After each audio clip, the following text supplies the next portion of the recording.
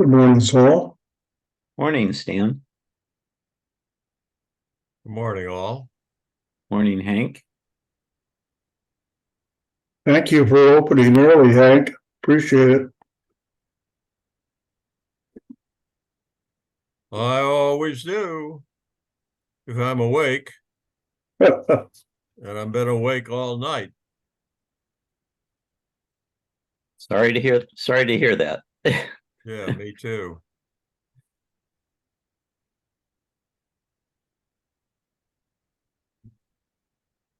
No, I guess I got off to sleep somewhere around 5 or 6.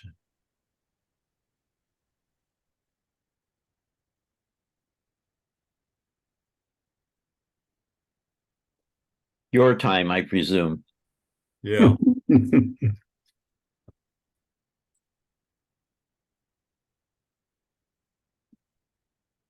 Well, maybe you'll be well rested tonight then.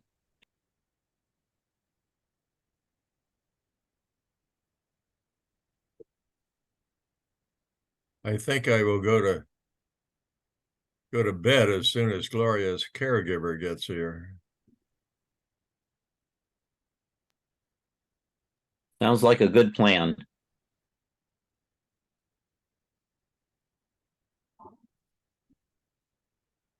I don't know what the problem was, but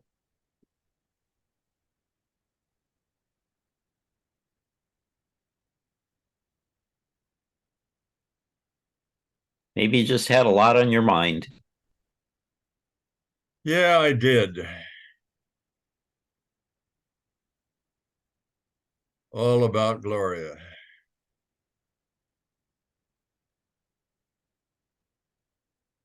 Things are not going well. That's too bad. Getting old ain't easy. What's that? I say getting old ain't for sissies. Somewhere I heard that. I heard it wasn't for the timid. Oh, okay.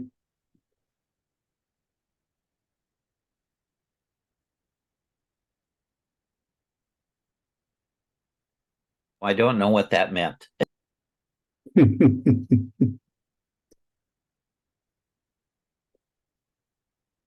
Well, problems keep popping up that you didn't expect.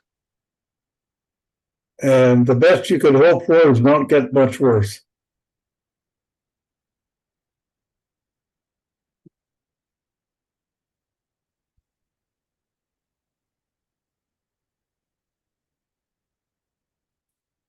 But in my case, it is stuff that I have expected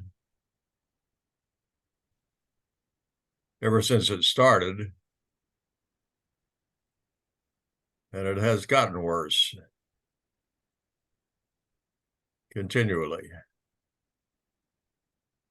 Yeah, that's unfortunately usually the way it goes.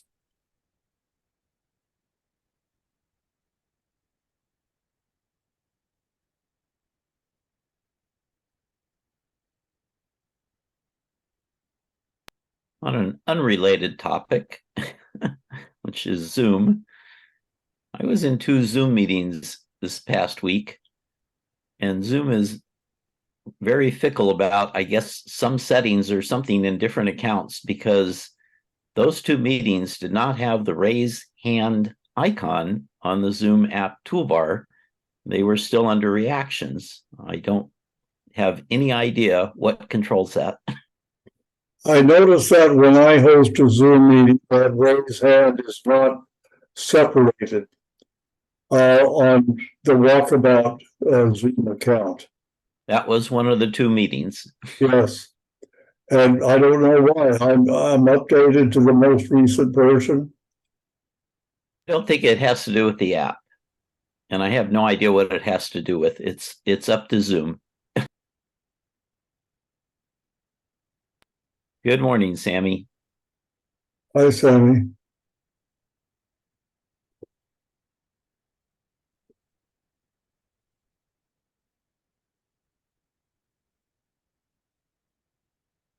How do I get my background again? It's gone.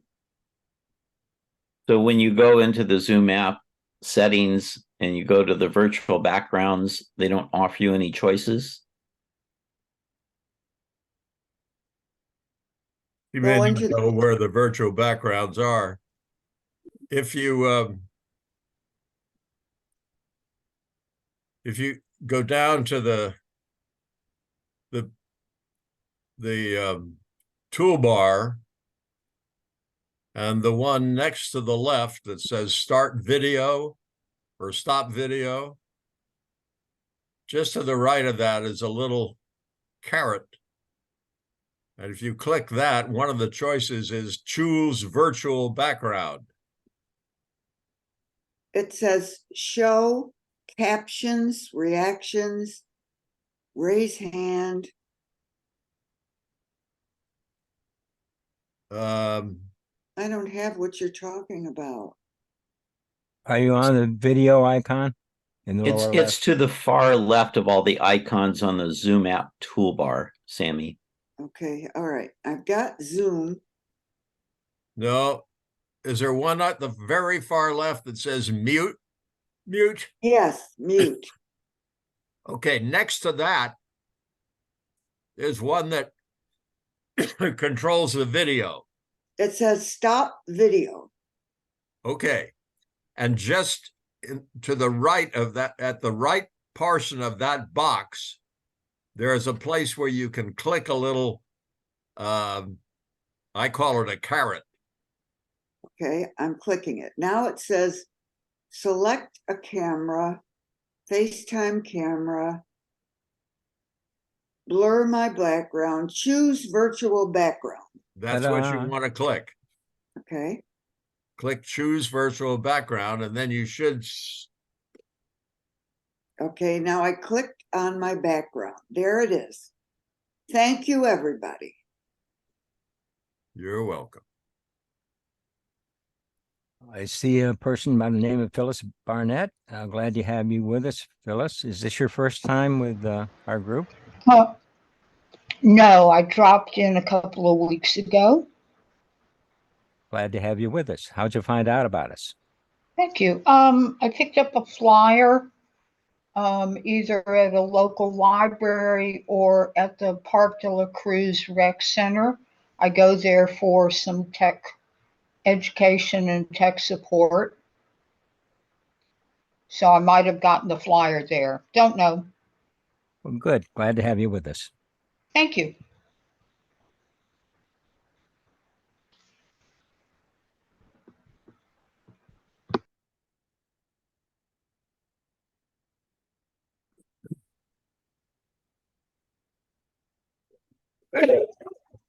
If you have any computer questions, after the normal, our regular presentation, we have a Q&A session. And there you can pose any computer-related questions you might have.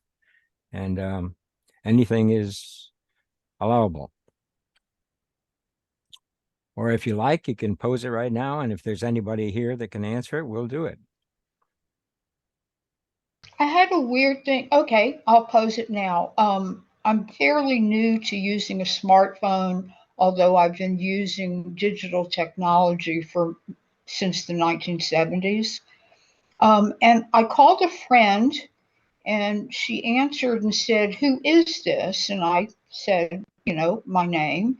And she says, "Oh, your name isn't showing up on the display. Somebody else's name is showing up." And I just wondered, how does this happen and do I need to do something?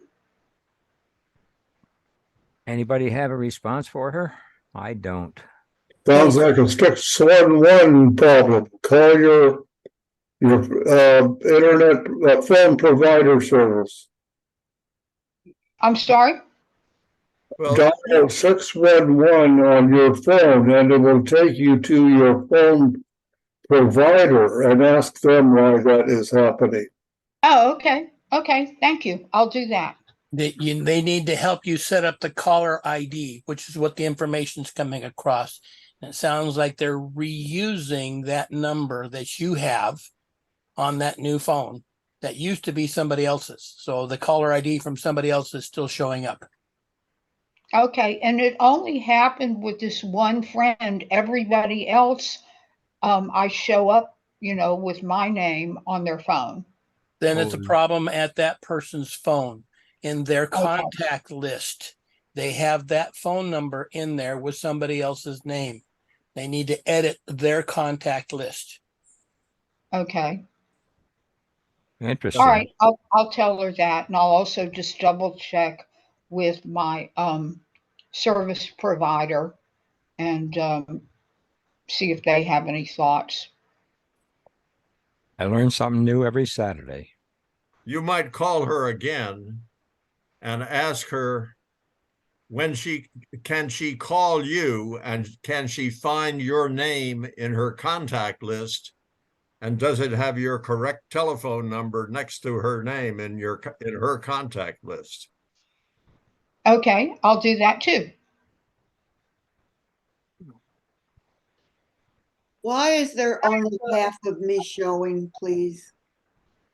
How do I get the full picture? The camera is pointed wrong.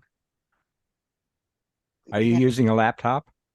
No, I'm using a desktop. Well, the camera on the desktop is not pointed correctly. Hmm. You need to tilt the camera down a little bit. There we go. There you go. No, you went the other way. No. So if it's on your iMac, you might need to raise your chair up a bit. Oh, okay. I can't do it any higher. So, all right. I guess Yeah, we'll it's just, worse now. it's worse. Yeah. You need one of those old phone books, those things set on top of that, a But then booster I can't seat. sit through the meeting. So, Well, then you have to put something in underneath the base of the iMac at the back of it, so it tilts it forward. So a notepad or something will raise it up, say a half an inch, and it will point that camera down at you. okay. Well, I guess I won't be able to do it now. And you just pull the top down a little bit or forward a little bit. It rocks right back. It's on her desktop. It's flat, Yeah. and it's Well, it's where better she's now. sitting. You did it a little bit. And that's as far as it'll go Okay. without putting something underneath. Okay. That's all right. Everybody knows who I am, so it doesn't. Okay. I'll play with it later.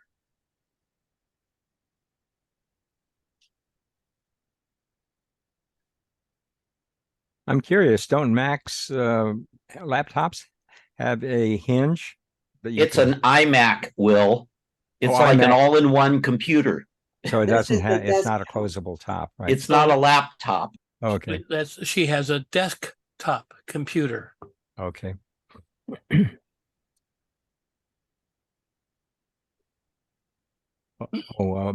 Miriam, I have to leave soon. Did you receive anything from our forwarded mailbox?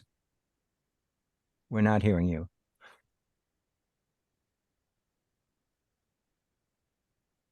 Still not hearing you. Miriam, you're muted. Okay, I'll repeat. I got a letter from the post office that said you had to go back in because you hadn't verified your identity properly. My guess is that you have to go with a piece of paper that shows that you are the vice president of this organization and that you have authority to do this forwarding. So no forwarding is going to happen until you do that. But I did send you and Hank and Stan an email discussing this a little bit. Maybe it's not worth it because we have enough money to pay for postage. No, we want to see if it'll work though, so I'll go in and do it. They never told me that. I did do this at the post office, so I'm surprised that Yeah, they wanted more. but But now My experience at the bank was such that you had to present paperwork that gave you the authority to do it.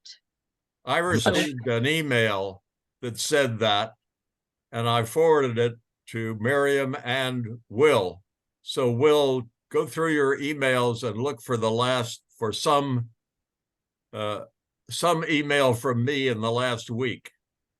Yeah, I wonder And how that'll you tell got it. what you have to do at the post office. I wonder why it went to you. I don't know. I got Yeah. one directly to me, and that made sense because I was Yeah. supposed to be the recipient.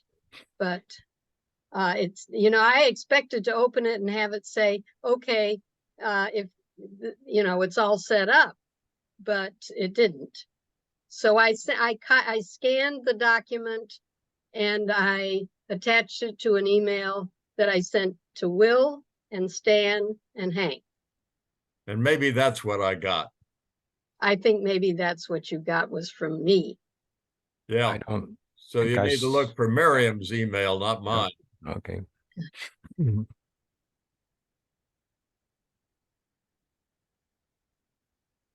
Okay, we're up to 19 people and it is 7:34.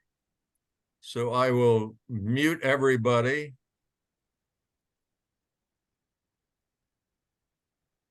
And then Ross can unmute himself and begin.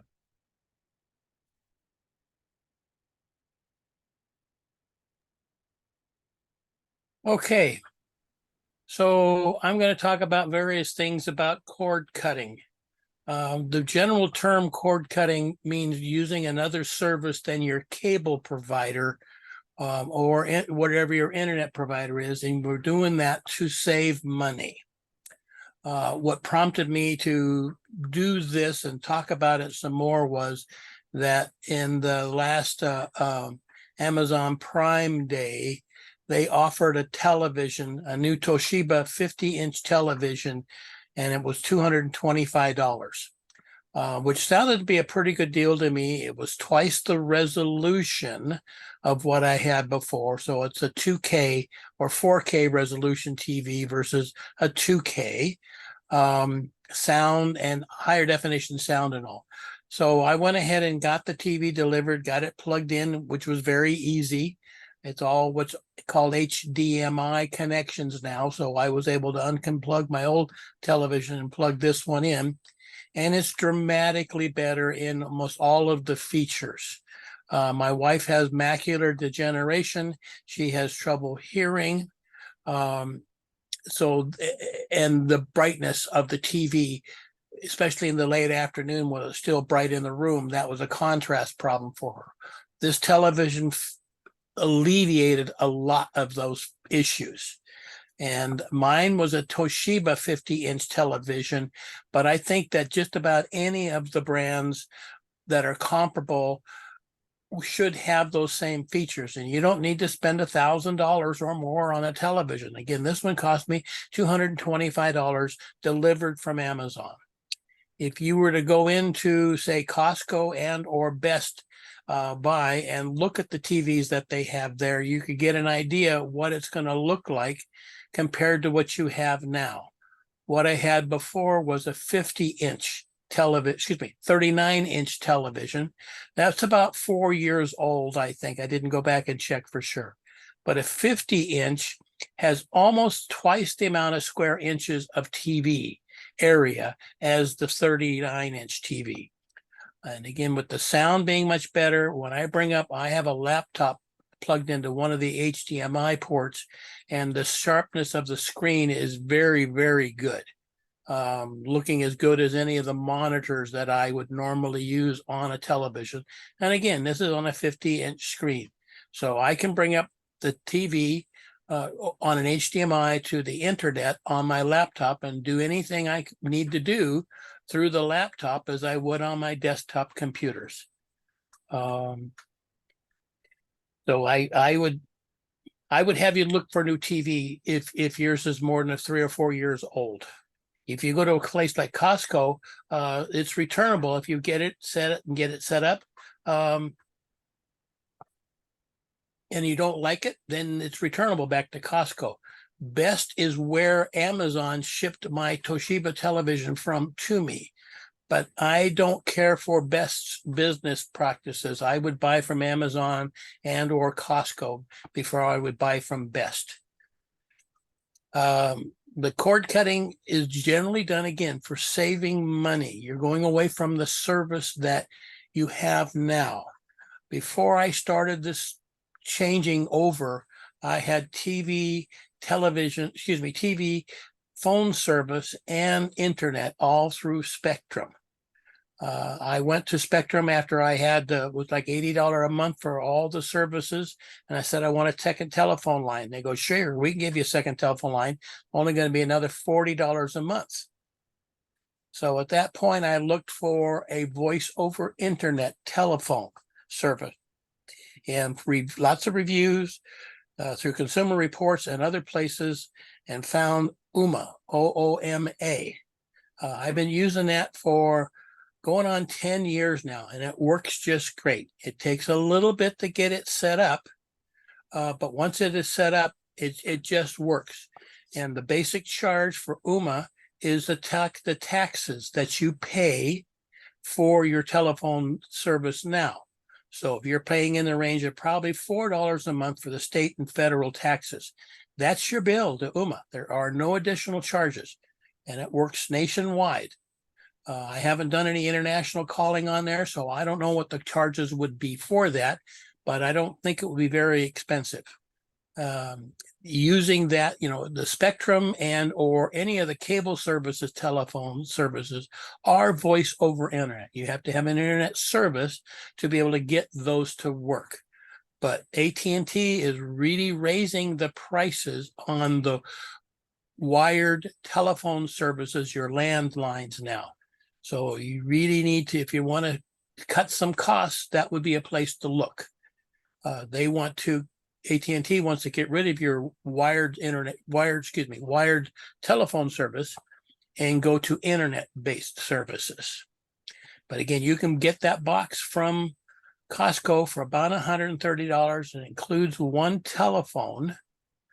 You sign up for your service at Ooma, and they give you a new telephone number to use while you're in transition.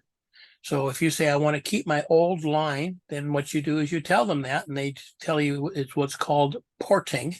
And that's a service that you could take any telephone number to any other telephone service. So if you have a cell phone number you want to have on Ooma, you can port that over. It still costs $50 and takes 10 business days. Once that works, it works. I pay for an additional $10 a month to have my voicemails sent to my email. So that's what I pay for, the additional service, but you don't have to do that. You can do that without what they call the premium service. What I paid for before July, I was paying $130 a month to Spectrum for television and internet. And I did not have any movie channels or sports channels, just basic cable. And I had another $65 a month for my Verizon cell phone bill. Now, when I got rid of Spectrum completely, I pay $100 a month to Verizon for my internet service and cell phone service. And that seems to have worked very, very well. One of the things that I have to wait and see, of course, is that I was not happy at all that it seemed like every other month there was a new charge on the Spectrum bill. And it kept going up and up and up and up. And they tell me with Verizon that it's not supposed to do that for 2 years. We'll see. But again, I'm saving almost $100 a month as it is now. So I've got money in my bank that I would have had gone to Spectrum. Ross, so let me interject. $100 a month for internet and cell service. Internet and cell. How about TV? I do not have any TV service. So you have a brand new television set that There's no So it is, TV. the TV is hooked to internet. In the TV is what's called Fire, Amazon Fire, which is like Roku, but it's Amazon. And almost all the new TVs are a smart TV of various varieties. They all get their services from the internet. Had nothing to do with a cable connection. And you can then, we have also Amazon Prime. Well, right within the Fire TV, it has a link to Amazon Prime. And the remote control, I push a button and then I can talk to Amazon and say, turn the TV on, go to channel 24, go to Prime Video, go to my HDMI port. I talk to that and it moves over there and I do what I need from there. We get a lot of things off of the Prime account. That's costing me $100 and some a year. I forget what it is, but that's the only streaming service that I have. You can buy streaming services from lots of different companies, but all of the cable and streaming services are all losing customers. And so they're all raising their bills. Almost all the subscription services for streaming have doubled in price. So you have to watch that. But for TV, yes, it is much more difficult to watch TV than it was before. But if I want to watch CBS News, I can go to cbs.com and sign in there and watch the local news account, and some of the presentations, say as CBS Morning or 60 Minutes, I can watch on their website, but I don't watch it on their schedule. I watch it I can watch the news live if I choose to do that.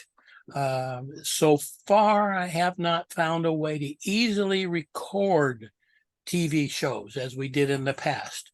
The over-the-air through an antenna services, that's in transition right now.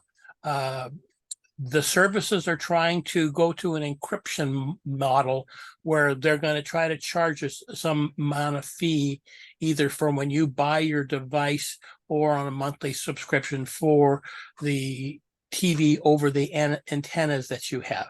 So that's in transition right now. I can't buy a box that has all those tuners in it. But again, we don't watch many of the scheduled TV shows where I can't go back in later and say, I want to watch this particular series through this particular location. Hey, Ross, I've got to leave soon, but I just wanted to make a comment about Uma. I use Uma. It's great. I found that I purchased mine through Amazon, and as I recall, it was only about $70 through Amazon, but that may not have all the features that Ross was talking about. But yes, there is one through. I really like Uma. You can buy it through Costco or you can buy it through Amazon. The one that you buy from Costco has a handset with it. The one that I looked at just recently for Miriam at Amazon did not have a handset with it. So when you first get set up, you need to have both your old system and the new system working, so you know when it transitions. From when the new phone starts to ring, you know that you've got your number ported.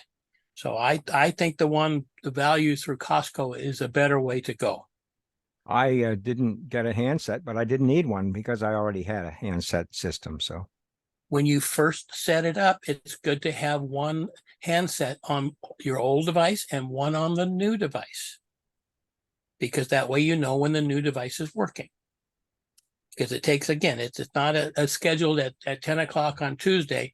They don't tell you when it's going to be ported over. It's dependent upon whoever your telephone service is now, as far as when they decide they're going to move it across. But yes, as far as the service being reliable, I haven't had no issues with the reliability with it whatsoever, or any other technical issues with Uma. And they asked me how much I was paying for the telephone service before, and every time I go online and look at it, it says this is how many dollars you have saved, and I think it's close to $5,000 now from what I was paying in the $40 to $45 per month for the services for the telephone before. Russ, can I mention a few channels that I watch and you tell me whether you can watch them streaming wise? CNN. You can go to CNN.com and watch them live. MSNBC. I don't know. I don't watch that. News Nation. I don't use those services, sir. Okay. Just checking. Well, so again, I mentioned here, it's not going to be as easy as with you have your cable box, but you are paying a fair amount of money for those services. I have no cable bill at all right now. And most people pay $100 to $150 per month for cable service.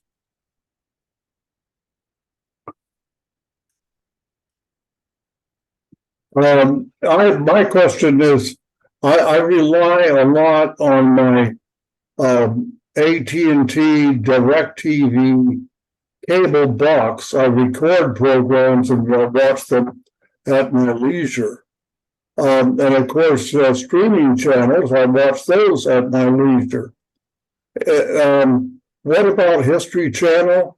I understand the NBC, ABC, CBS, PBS, those are all available online.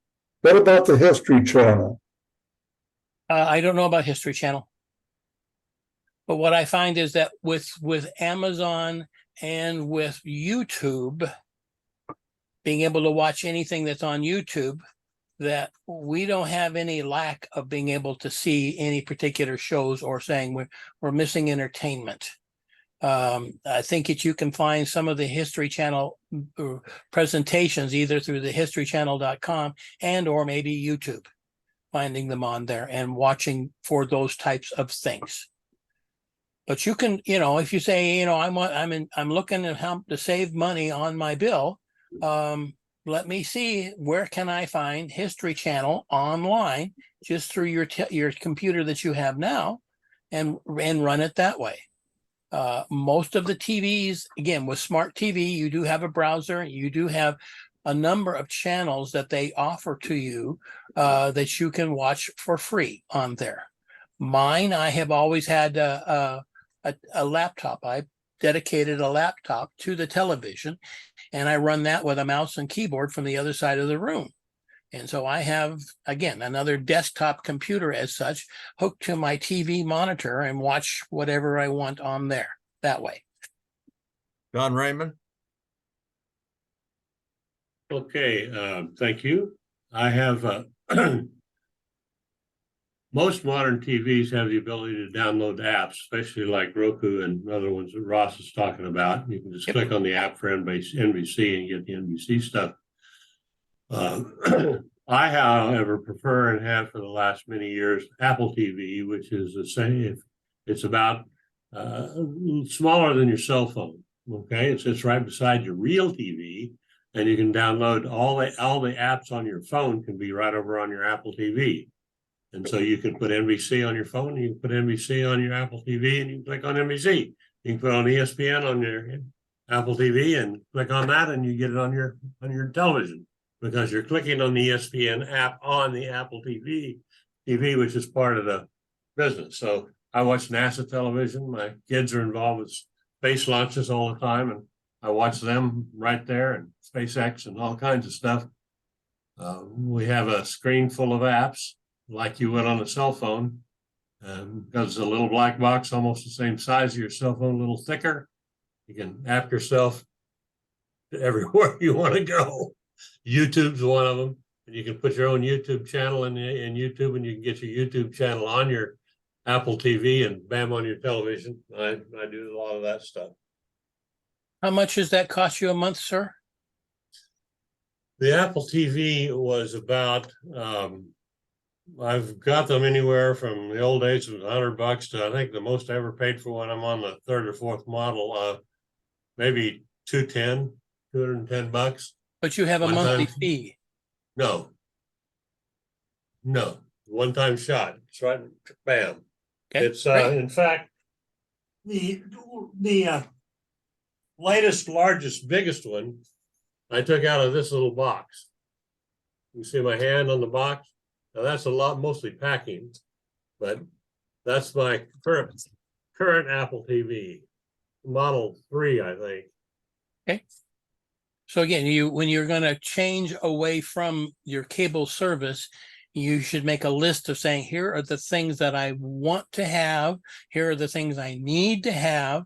And then maybe Apple TV will suffice with all of those. And you could just plug your Apple TV into your internet service and be done. Or you may need to. What I really want to be careful with is to get signed up with a number of other streaming services and then end up having a bill as much as I had for the cable itself. But sounds like the Apple TV is a very good option. Miriam? Yeah, I'm one of those people who wound up cutting the cable and having a bill that's about as big as it was before. But I do have all of the channels that I had before, and I have basically a DVR at my disposal. If I say I want to record something, it usually gives me not only the episode that I recorded, but even earlier ones going way back. So I'm unhappy that I'm paying more or about the same, but I have a very nice service. It's called YouTube TV. And I was directed to this service by my son, who had done the exact same thing on his TV at home. And so that's another option. It gives you a lot of stuff. I don't have a physical DVR anymore. I just have this one that's built into YouTube TV. And I can choose to record things. I can tell it ahead of time to record a particular show. And I have found all of the channels that I was interested in seeing are available through YouTube TV, which included HGTV and things like that. So I've been happy, except for I didn't save any money.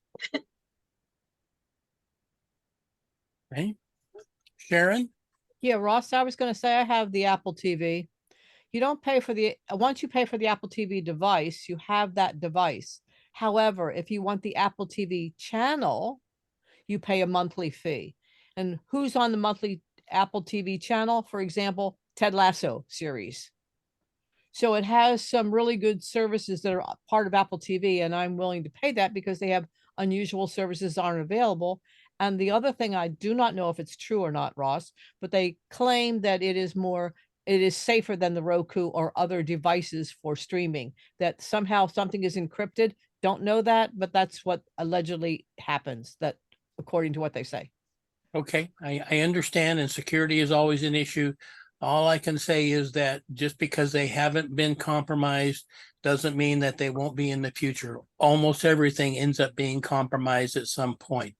But what you're giving away is what you have to be careful with. What you are, what are you looking at? Do you care if the world knows what it is you're looking at? But if they take that information and use it for marketing to you, that's an issue also. So FYI, you can pay for a subscription. Right. Did you, Don, you had another question? Well, I was wanting to comment on what the lady just said there. I tried out Apple TV for NFL football. Now, I'm not a big football watcher, but I have a friend who is, and NFL does Thursday Night Football live. And I wanted to see how well it did on a football game, live broadcast for YouTube. I was amazed. It was very good. Al Michaels was on there, the whole football. I found no degradation, shall we say, between a football game on YouTube, the YouTube football game through my Apple TV, to my Apple TV on the YouTube app, and it was amazing how good the product was. Yeah, if you have a reasonable internet connection, 30 to 50 megabit download, and reasonable connection to your device. In other words, it'd be better as if it's wired. Wireless, you have to be careful with if you have a wireless connection to your TV, because that can be your throttle point. But generally, I have not seen where I have, say, the spinners waiting for the internet to catch up, or my TV to catch up and get enough buffered information to be able to put the screen up. And again, I'm running most everything in 4K now that I can. And it's your service, you're right, is very, very good. Mr. Stan. Thank you, Ross. I guess my question is more ergonomic. I find that I like to do computer stuff at a computer desk with an office chair and back support, and a reasonably large screen, a 32-inch display screen. And I do not like watching TV programs at this setup. However, I have the convenience of, in another room, I have a 52-inch TV screen that has access to it. And I do not like having a keyboard and mouse structure in that environment. Okay. What's your answer to that, if there's a question there? Well, so when we are watching TV or if we're looking something else, and my wife says, gee, we need to have cat food also, I said, okay. So I just click on the TV laptop configuration and go to my Amazon account and then order it. I don't have to get up and go to another room and says, where is this order that we placed? I can click it all right there. So I have no issue with using a keyboard and mouse on my television. I don't know if they're not available anymore, but I'm sure there is equivalents. I bought a Microsoft Bluetooth keyboard and mouse, which works a lot better than the infrared ones over a distance. And so again, I have no issue with the keyboard and mouse right there.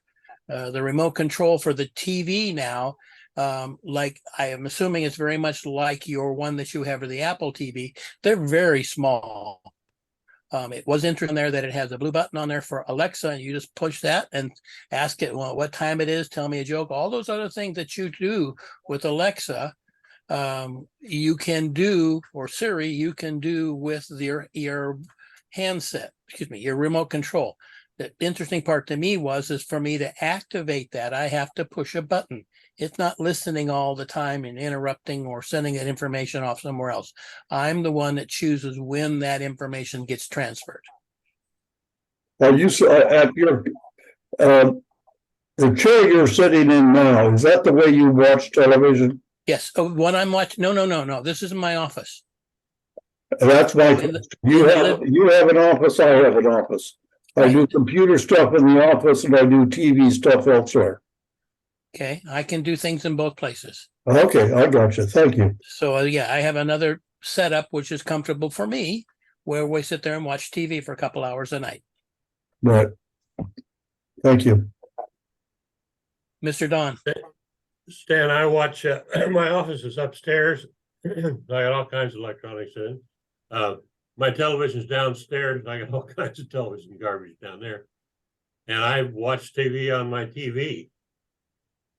My 50-inch TV, like similar to the size of the one Ross is talking about.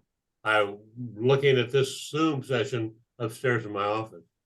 I'm very uncomfortable with, and I have 3 large monitors on my computer, but I don't watch TV on it. I watch TV on my TV downstairs. If I need something that's computerized, I go to my Apple TV, which is connected to my actual TV. And bam, there it is right there. Okay. So we talked about telephone through UMA, and that works very well. We talked about TV services, and it is going to be more difficult if you're going to use if you're going to use a smart television and or laptop to get your television shows and get them recorded. That's what I have seen anyway. You can reduce your bills for your cable services by calling up and tell them you need to have a lower price. There are always specials that they have running, and they always say, well, they're for new people. But if you say, I'm leaving this service or I need to get it down to $50 a month, they will work with you and say, okay, we'll do this one for this period of time and do that one for that period of time. But you need to go back every 3 to 6 months, review your bill and see what they've increased it and say, I don't want to pay for this. I don't want to pay for that, and have to continue to fight with them to keep your bill low. But that's another way to keep your same service that you have now and get it for a lower rate. Don't hesitate to say, I'm a senior. Do you have a senior rate? I know they did add senior rates for cell phone service through Verizon, and a lot of the other services are the same way. You can find out on your cell phone, you may be paying for a lot of minutes that you don't need to have. You can go back to a lower rate per minute, lower number of minutes for your cell phone, or lower number of data, as far as if you're not watching movies on your cell phone, then you don't need to have a lot of data available for the cell phone, just the basic internet. Let's see, internet service.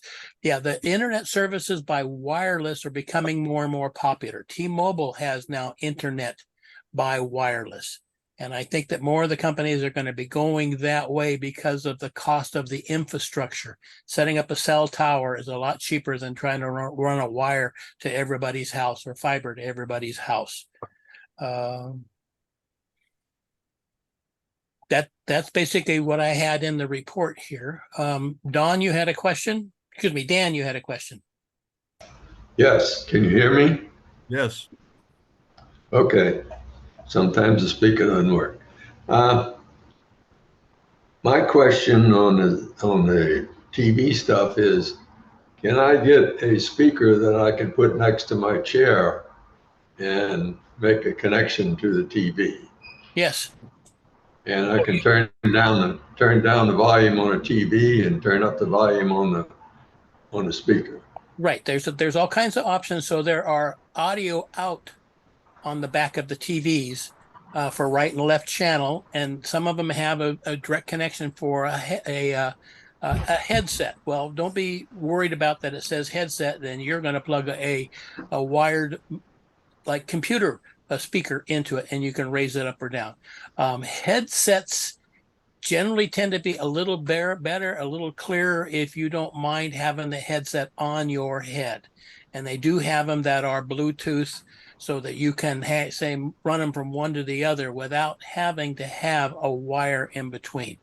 Also, you might look into saying, what if I have hearing aids and my TV can directly connect to a Bluetooth hearing aid. So you don't have to have a speaker. You can turn it on and use your earphones.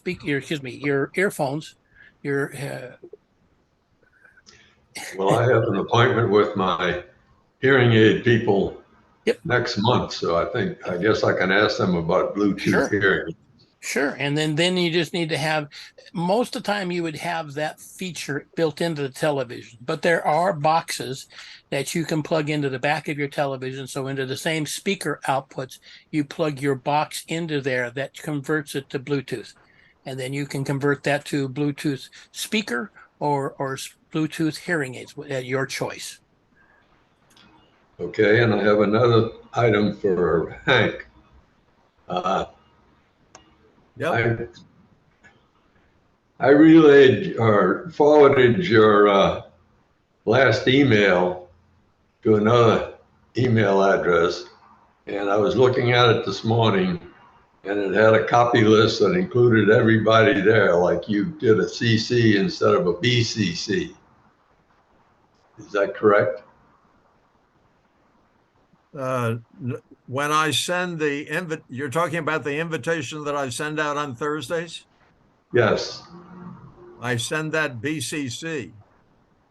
Well, I seem to have got mine CC, not BCC, and that's why I'm just relaying that to you.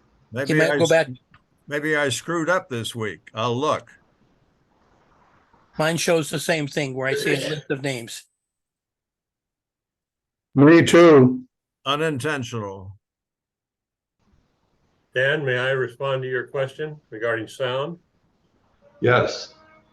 Okay, I have a large sound bar attached to my TV, which you can route all the sound through there, or you can route only the sound that you want to go through there and not through the TV speakers. I chose to route all the sound through there. I have one exception. I have a little Bluetooth device that my wife uses every day because I don't care for some of her TV channels, and she gets to stick in her earphones and listen to them while I eat breakfast with no sound. Then it comes to the situation where she wants some sound and I'm interested in it.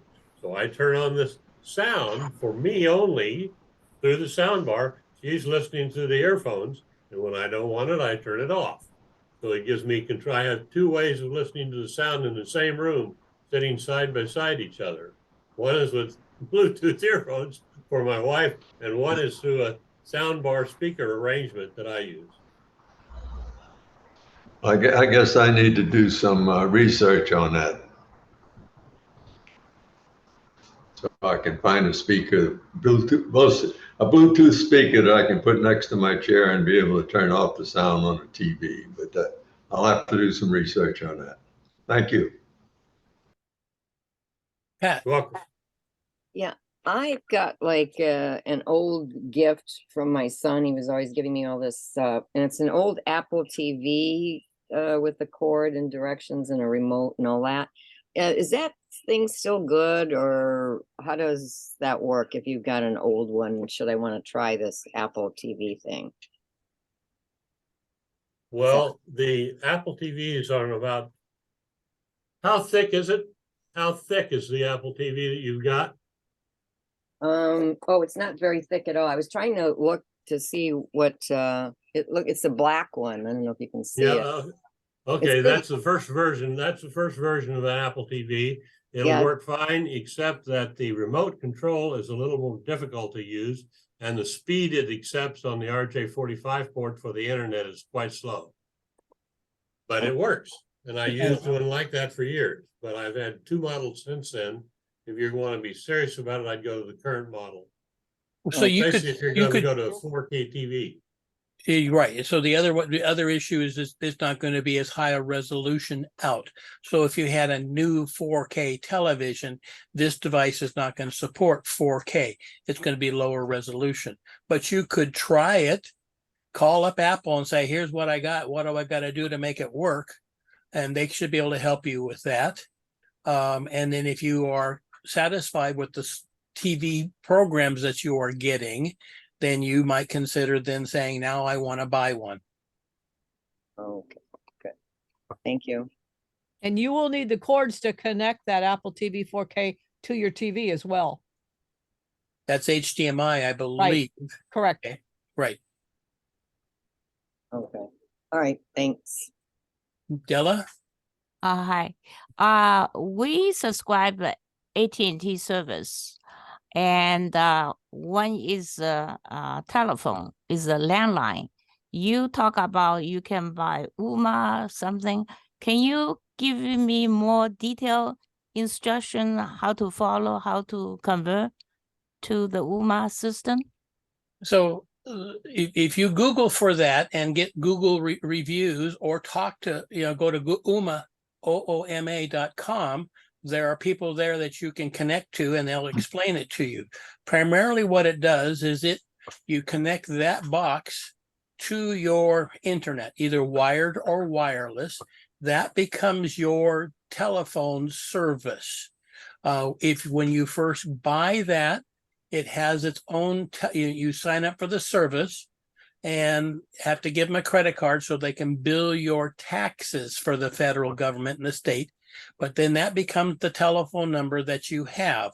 If you say, I want to take my AT&T number then to my new UMA box, then they do what's called porting, which says I'm going to reassign this AT&T number to UMA. And once you have that assigned there, then that box UMA becomes your telephone service.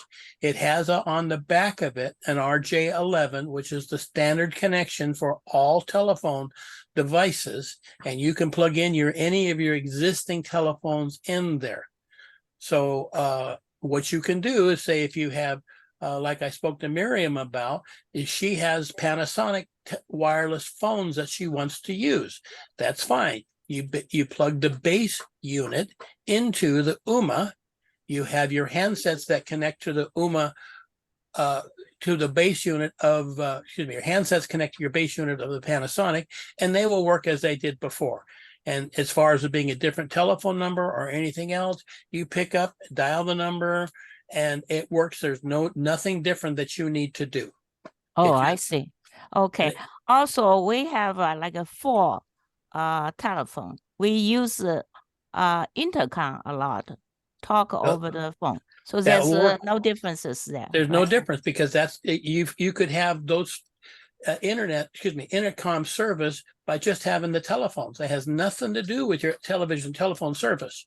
That's from the phones themselves. And again, once you have a wire that goes from the back of your base unit to the wall, you would have the wire that move that same wire into the box that you get from UMA that looks like an answering machine. And then actually it does function as an answering machine then for you in the future. And you plug into there and answer the calls. Excuse me. You can pick up your voice messages on that device, just like you would with any other answering machine. All I need each month pay the taxes to UMA. So if you look at your phone bill you have now, you'll see there are state and federal taxes on there. Right. That's the only thing that you need to pay to UMA for. Oh. Everything else is, once you buy the box in the $100 and $130 price range, you're done. There is no more monthly fee. I pay them for an answering service that forwards my voicemail to my email, so I can pick them up wherever I want to. But I pay them another $10 a month or so for that. But you don't have to have that. You can have it so that you just have the base UMA. I think that's what Will has. Is he just has the pays there on there. So again, it's instead of being the $40 a month or so, whatever AT&T wants to charge. Yeah, we pay $48 each month. Yeah, that completely goes away. Yeah, that's good saving. Thank you very much. Okay. Sharon. Yeah, Ross, I have one question about what you were just discussing. I have 3 handsets besides the base. So the base can hold the UMA, the UMA can plug into that, but handsets are wireless. They plug into a power only. Yeah, but they're connected back to that base unit. Okay, so I don't need extra wires for that. They just gotcha. Again, those work exactly the same way as they did before. Great, super, thanks. It's just again, it's like saying that you have a new laptop and you're going to plug your internet into it. That doesn't matter. You just have to have whatever the source is goes into your base unit, and then that unit then distributes the phones to how many ever handsets that you have. No difference. Okay, thanks.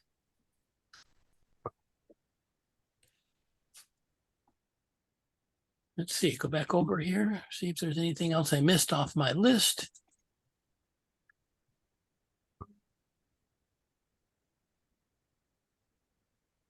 I think there are going to be new TV service boxes that you can do recording of the television services over the air. So if you have an antenna, then they will come in on there. What the companies are doing is they're looking for a way to encrypt that information so that there is some fees that are going back to the television providers, which we don't pay when you hook up by antenna.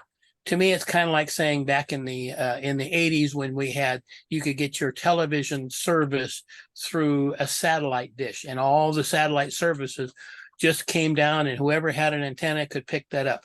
Well, they didn't like you doing that, so they encrypted that information, and that's what the antenna services are doing now. Is they're changing so that you have to have a box with a way to decrypt that information. But it's if you're willing to work with it, again, I'm saving over $100 a month with what I have now in television, telephone, and internet.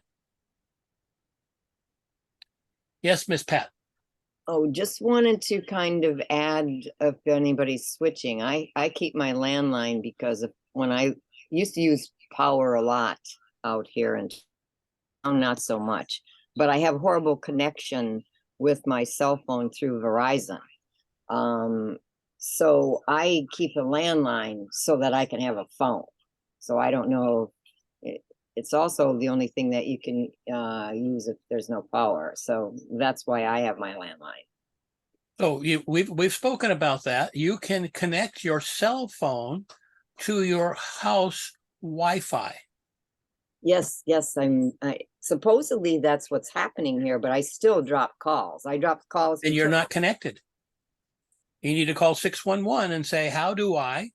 And they can check it and see why it's there. Because again, if you have a reasonable Wi-Fi signal, I have Verizon and I've had trouble with that in various places. But again, as soon as I'm hooked to Wi-Fi, all those problems go away and you use a whole lot less battery when you are connected by Wi-Fi. Well, the thing about it, the Wi-Fi is showing on the phone. You know, I mean, I got all the little, little bands there and all that. It's showing on the phone. The LTE part doesn't show hardly anything at all. So how do I know whether I'm on Wi-Fi? I have to call them to ask them? Well, so that's the first part, is to get connected to Wi-Fi. And if you see the Wi-Fi symbol, then yes, you have Wi-Fi available. Then you have to make sure that your cell phone is turned on to use Wi-Fi for what's called wireless calls. If that's not enabled, then it won't use it. It has to be turned on. Well, that's part of your settings, right? I mean, I've got the settings on the cell phone. Right. So again, you're connected to Wi-Fi, then you have to go down to phone and make sure it's set up to be used Wi-Fi for calls. Yeah, I've got Wi-Fi calling on, so yeah, it's. Then I don't understand why you're dropping out.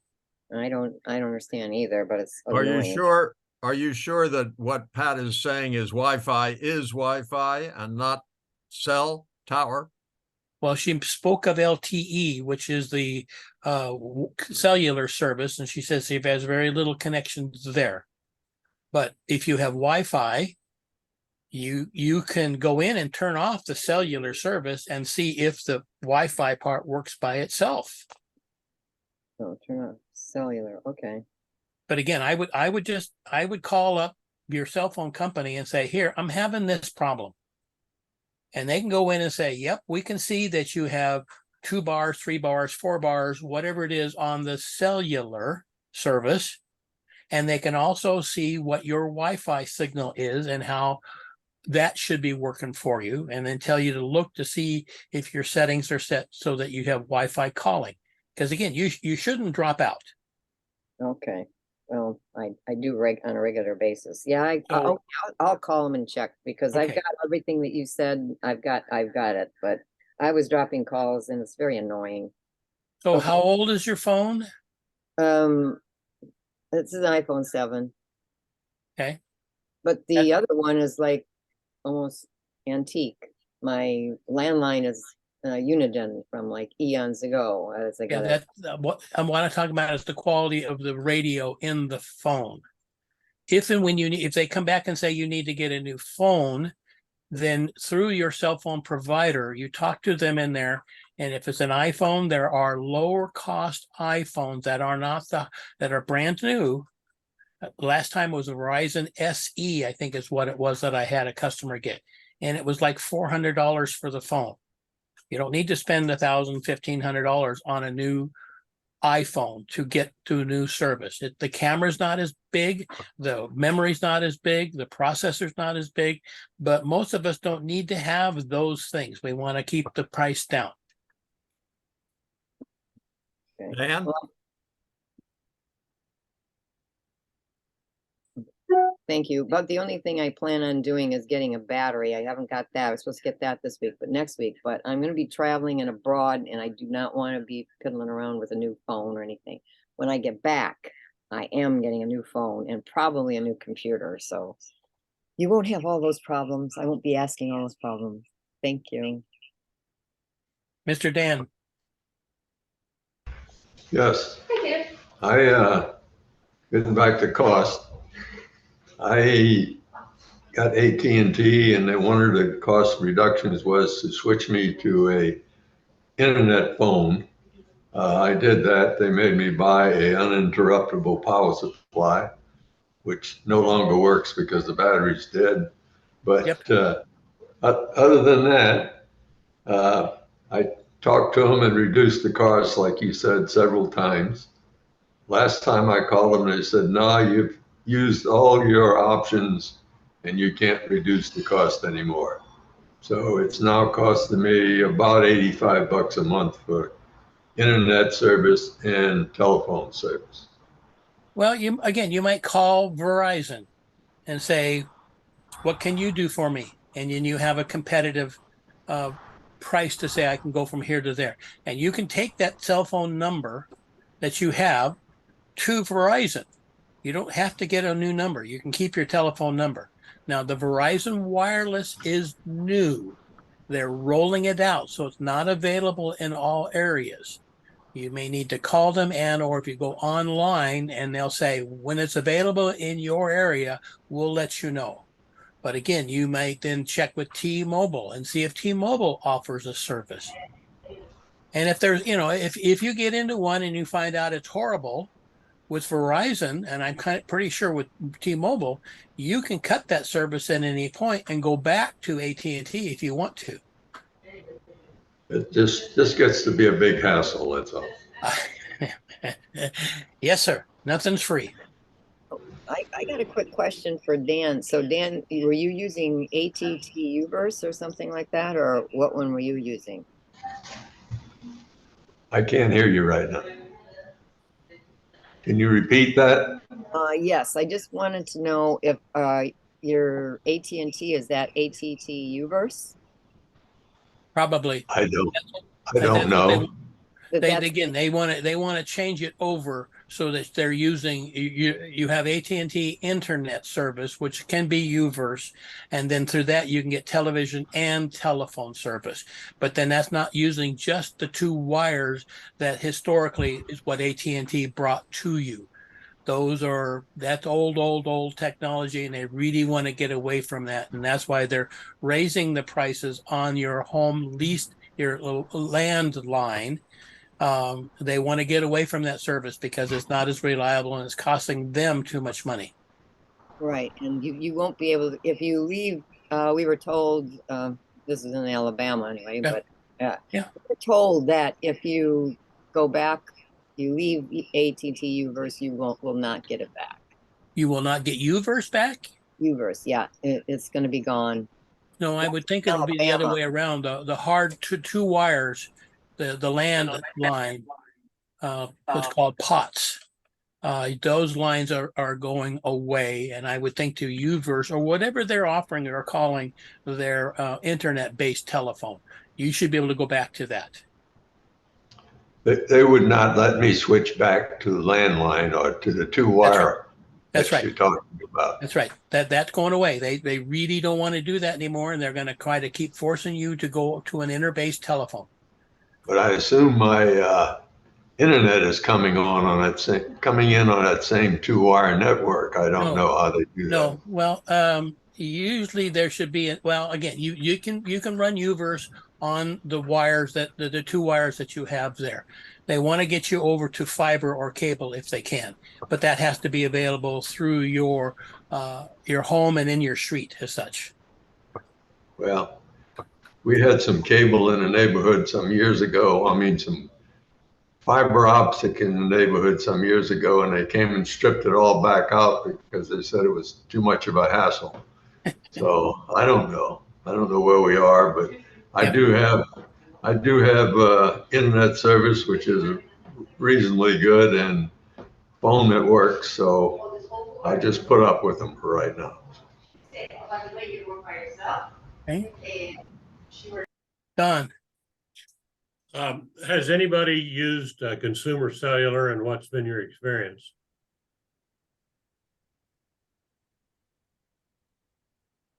Boy, that's surprising. I think that All Will the might use that. advertising you see for consumer cellular to get the price down, you would think somebody here would have leaped. Yeah, I use consumer cellular.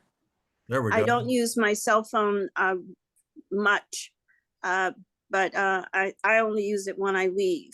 I don't use it as my house phone. I have a landline, but I'm in San Diego, and our landline now is connected to is digitalized now.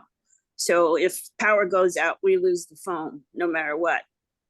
But I have had good experience with consumer cellular, and I particularly like the fact that the customer service is good. But since I don't use it, they actually called me and said, "You're not using this. You can you can dial down to a cheaper service." Great. So if you have an emergency in the area, like in Maui, and they lose power to the cell towers, you have no cell phone service. So we'll find out what happens with the hurricane that goes through here. So just because I understand the power to the house goes out, that yes, you can lose your telephone service, and an AT&T 2-wire landline will still continue to work. But if we lose power to our cell towers, then having a backup battery in your house isn't going to help.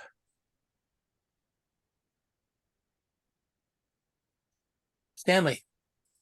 Yeah, thank you. I just want to alert you to a business practice that some may call a scam, but what I've had in February of 22, I decided to upgrade my Pixel 3 and change my service from Verizon and went to AT&T, and they offered to take my 2-3-year-old Pixel 3 in and give me a Pixel 6 for no additional charge. In other words, the trade-in would pay for the Pixel 6. Or I could upgrade and just pay $3 a month for 36 months to get the Pixel 6 Pro. Well, I thought that was a pretty good deal. Anyway, I went for the $3 a month to upgrade to a Pixel 6 Pro, which has a great camera on it, but as has so many features, it's just very challenging to use, and I don't recommend it. But anyway, I was disappointed in it, and I was considering jumping away from AT&T. And I figured, how much can it cost? It's only cost me $3 a month to pay for this. How much to buy out the contract? Well, I forget the amount, but the reason it was only $3 a month is they had paid me an upfront discount credit. And when the difference, the upfront discount credit completely paid for my Pixel 6 Pro. And the upgrade was increasing that credit by $3, so that I was only paying $3 a month for the Pixel 6 Pro. But when I went to ask them how much does it cost to buy out, it was like $2,000 to pay. It was I forget exactly how much, because they'd do away with that credit, or the credit had already been paid.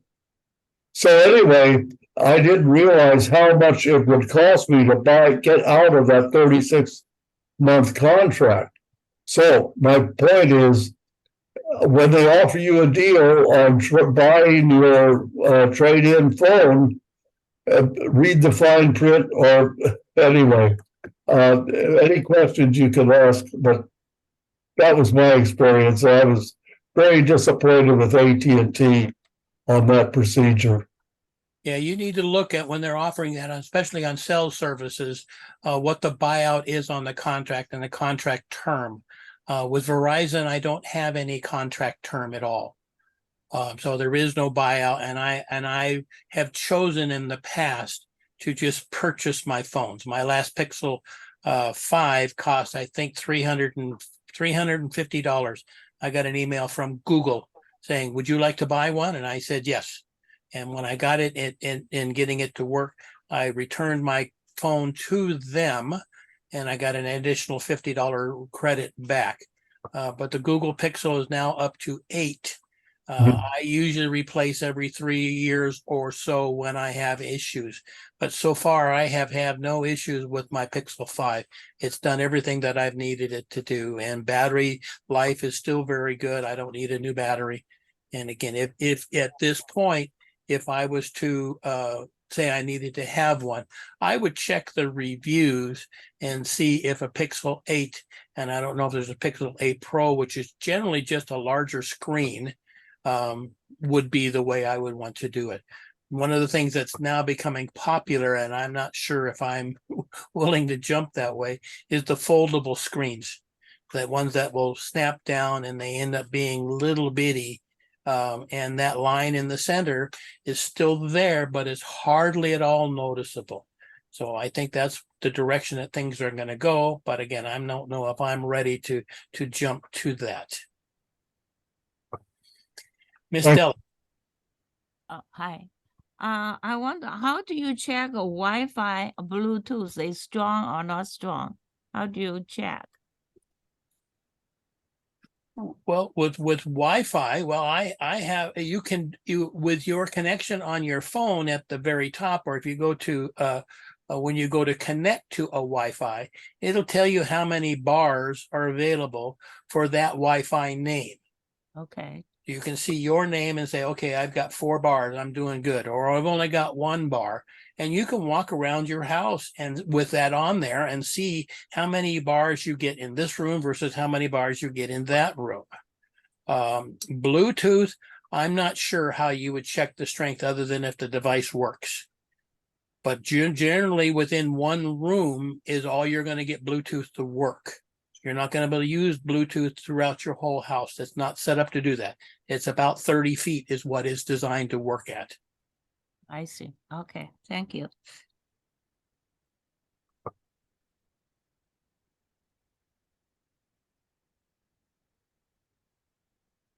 I was going to say also, as far as people changing to another internet/television service, if you have problems, you're going to have to deal with those on your own primarily for the television service.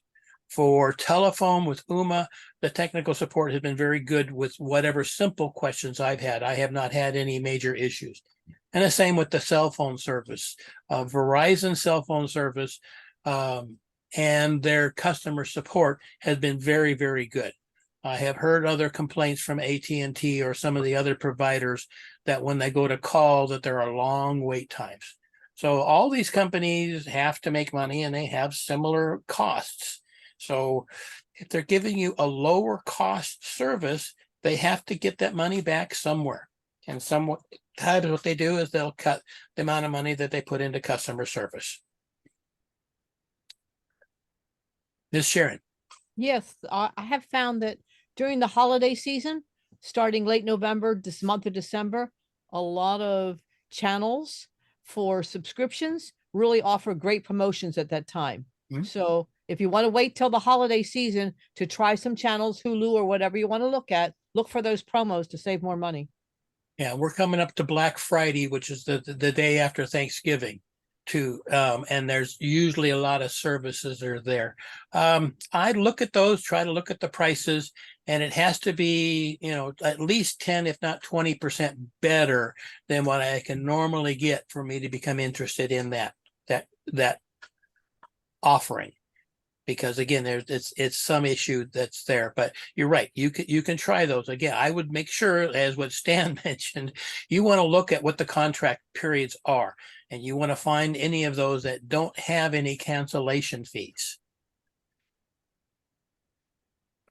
But I read that the amount of people who have cable and the amount of people who have streaming services, that all the streaming services are losing people and all the cable companies are losing customers, and they have to make money. So they're going to have to do cuts and also increase the prices. So just be careful with that and watch for it. Mr. Dan. Yes, I use track phone and their service is terrible, but it does work for my needs because I only use it for transportation. So it's okay for me. And I tried to call their service, and that's unreasonable. Yeah, I believe that's owned by Verizon now. Yes. And so they're using leftover bandwidth that is available on Verizon towers, and probably a limited number of technical service people. Again, that's how they are going to be able to give you a lower cost device and monthly charge. Yes. Well, like I said, I only use it for calling Uber mostly, so it works for that. I don't know if, on the prepaids phones, and maybe you can get that through Verizon. I haven't looked at that to say that you get a prepaid phone that works with Verizon. And again, if there's no monthly fee, you only have your minutes that you have to recharge that phone periodically. And that might be another option to get a better cell phone provider, but I don't want a monthly fee. Well, they gave me a free phone because I had their service for some time, and the phone Right. phased out. It wouldn't work anymore. And Yeah. so I don't pay for the phone, but I pay for the service by the minute. And it's very expensive by the minute. It's about 25 cents a minute. Hmm. But it works for what I need it for, and that's what counts. I would do reviews. I've seen that, and when I've checked in the past, that you can say, cell phone plan review, and you can find somebody who's gone through and says, okay, today, here's what this type of a service costs for you. And find one that's there, that's going to be a lower cost overall for you. To me, I had AT&T for many years and had to wait till the contract expired, so I didn't have a big buyout, as what Stan mentioned. And then I've moved to Verizon, and my service has always been very, very good. I used to have spotty reception along the coast, and Verizon was better. It wasn't 100%, but it is much better now. And now that you have what's called the 5th generation 5G, that is faster connection, and I don't have any cell phone dropouts anymore. Miss Pat. Yeah, I've got a question about if I were to get this just popped into my head, so hopefully it doesn't sound too stupid, but would it be better to buy the new iPhone through Verizon, or I was just planning on going to Apple? So is there advantages to buying it through Verizon as opposed to buying it through Apple? Price. Just look and see, it's a device that you're bringing with you. It's kind of like saying, I'm going to bring my television with me when I go to a television service. You don't have to get it from that provider. With Verizon, I know that we went in and talked to the sales department for a customer and said we wanted a low cost iPhone service. And they were able to go through and say, yes, and you can go online and sign in to Verizon.com and see the phones that they have available and what the prices are for those. And again, they have new iPhones through Verizon, and I'm sure through AT&T or whomever, have that phone that's not a top of the line iPhone. It's a lower cost iPhone. Again, lower pixel camera, lower amount of memory, lower amount of processor, but it's a brand new phone with a brand new battery from Apple. And again, it was in the range of $400. And I think it was an SE at that point. It's been about a year, but so I would look and check, but don't hesitate to call and talk to the sales department at Verizon and say, what is it I can get from you? Then you pick up the phone and call and talk to Apple and say, how much for this type of phone? And they'll say, yeah, we can sell you that, but we might offer you this one because, and just play one against the other. But it doesn't really, is what you have to be careful with. And I don't think it's as much of a problem as it used to be, is the cell phones used to be locked to a particular service. So in other words, as what Stan's talking about, he got a free phone. It may have been locked also to that service. So you can't move it to another because you're dedicated. When you bought it, you got a discount because it was a AT&T, Verizon, whatever company dedicated phone. So you want to look for an unlocked one. My last one, again, I got straight from Google. So it was not locked to any service provider. The second question is, okay, there's the cost, but then I also look at support. So if I were to get, like, I get really great support through Apple. Okay. If I were to switch to Verizon, could I still be calling Apple because it's an Apple product, or do I call Verizon, or how would that work? And is Well, Verizon good? So Verizon can help you with your Apple iPhone. And again, you may have bought it through them, or you can also call and talk to Apple. It says, I have an iPhone and here's my serial number and I need help with being able to do this. Either one should help you. And I'll mention with Apple that it does not matter how old the device is. As long as that is registered to you with that serial number, and you can do that through your iCloud account. You go in and see what devices you have. And if that device is there, they will help you. Now, they won't fix it for free, but if you have questions as far as I need to know how to do X, they will help you with that. Okay, great. Thank you, Ross. Thank you. Shabi? Yeah, I just want to mention, I've had experience using unlocked phones. When I first started my cell service, I had a flip phone. And when I decided I wanted to get an iPhone, I decided that the iPhone 8 was new.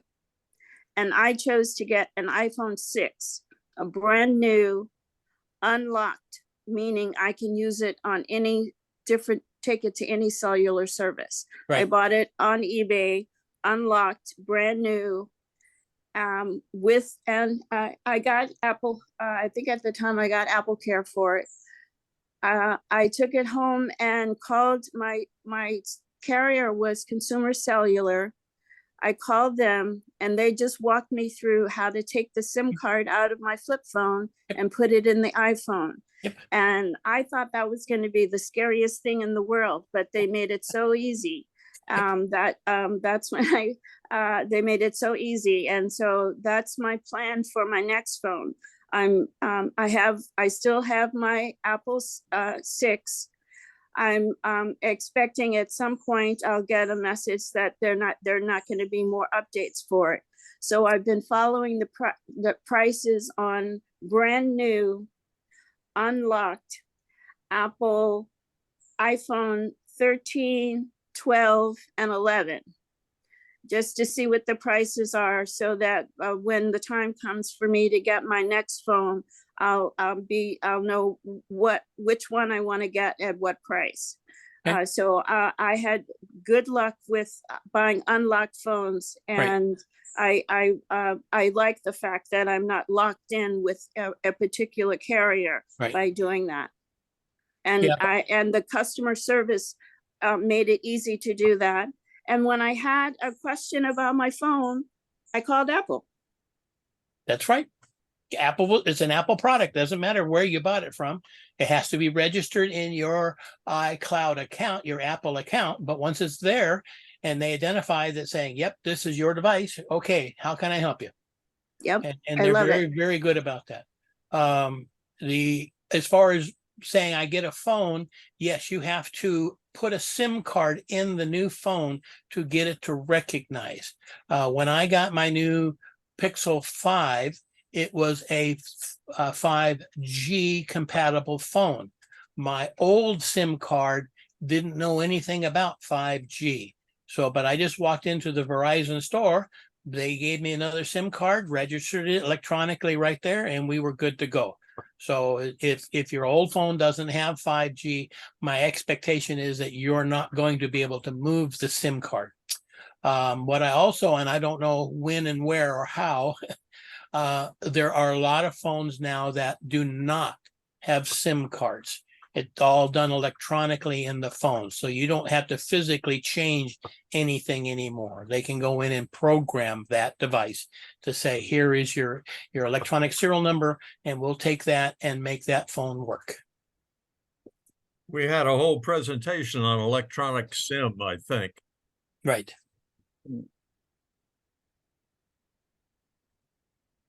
I got a quick question about the 5G and all that.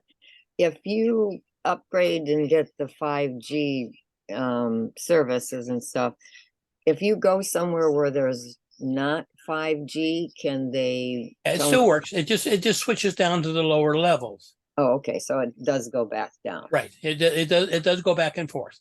But as what Dan mentioned, he had to get a new phone because his had probably 3G, which is an older, much older service, and they were discontinuing transmitting on 3G. They wanted everybody to be on 4G or higher, and they were turning that service off. So at some point, again, they'll start to turn those services off, and you'll only be able to get the newest one, which at this point is 5G.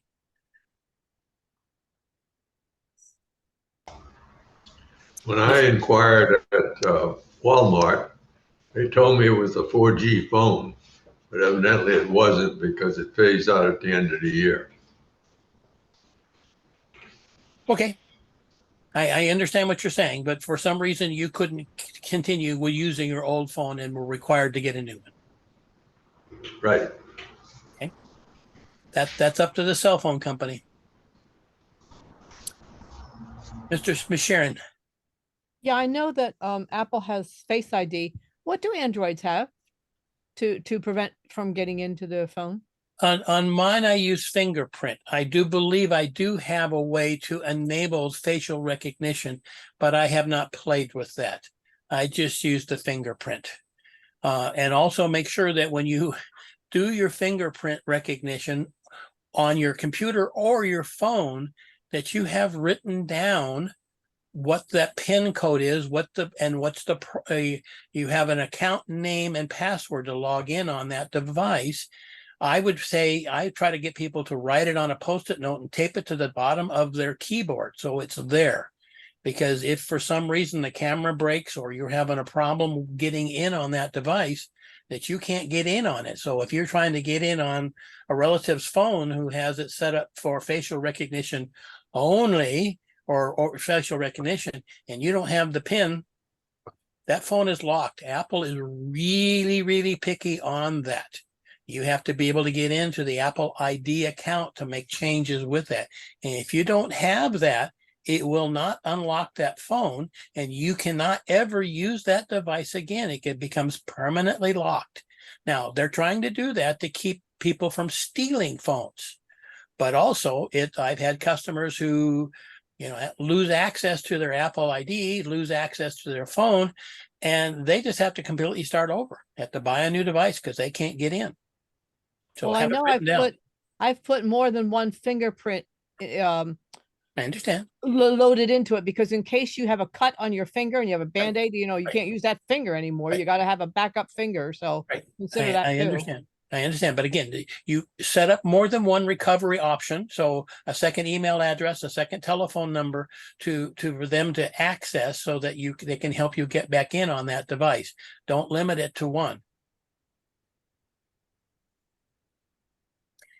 Mrs. Shabi. That prompted me to remember that Consumer Cellular sent me a new SIM card and told me that I can put that in my current phone, but I decided to wait since I'm thinking I'm going to get another phone soon to transfer to the new phone.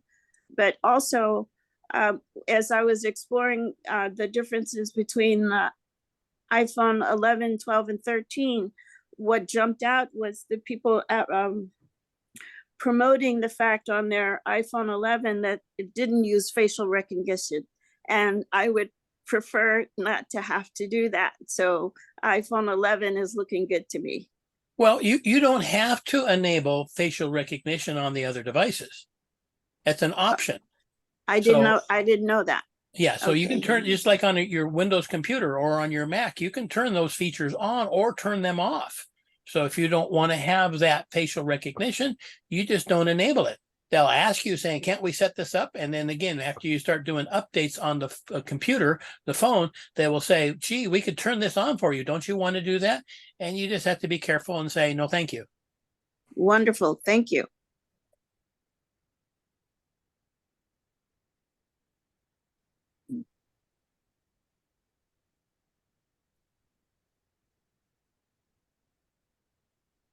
Thank you, Ross. Very nice presentation. Sure. Yeah. You were very popular, Ross. We were up to 22 this week, which is 2 more than usual. Good, good. Well, it's again, to me, the cord cutting is all about saving money on there. And I'm able to, and I know it's not easy sometimes to work through those technical challenges.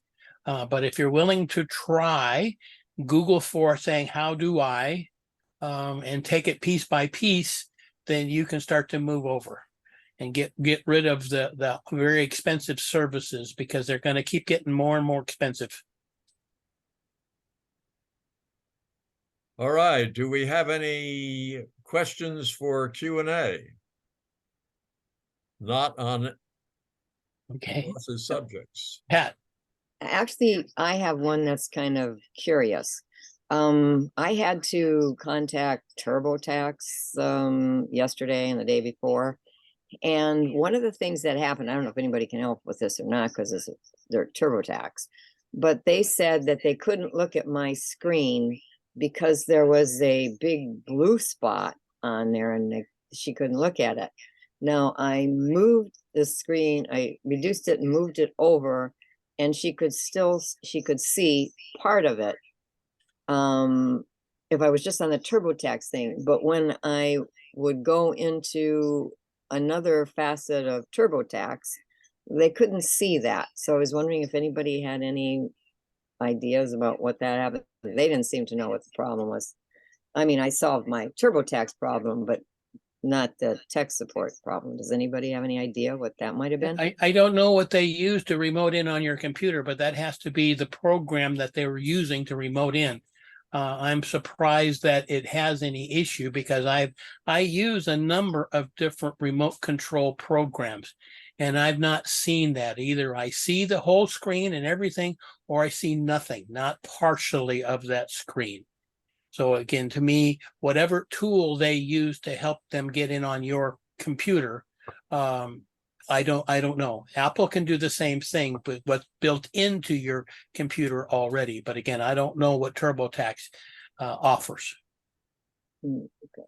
So basically it's theirs. There was nothing that I could have done. Not that I know of.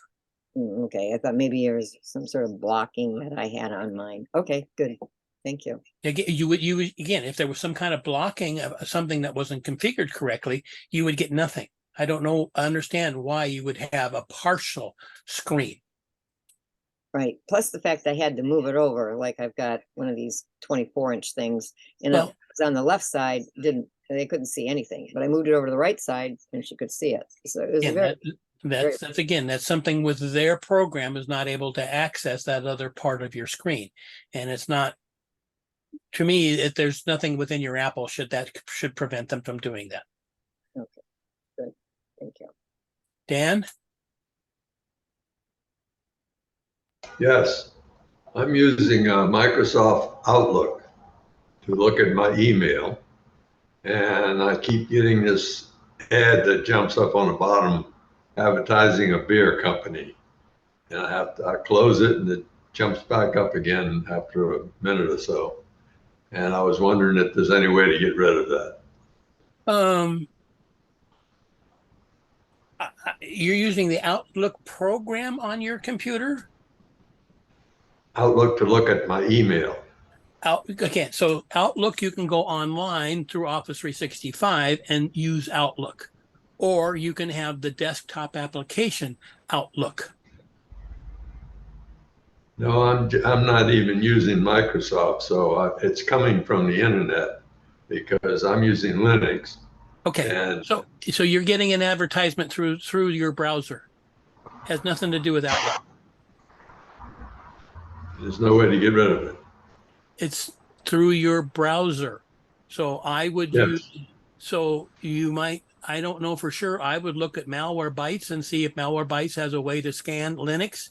I haven't tried that before. I know it works on Android and Apple, but there's something in your ads there or something in your cache for your browser.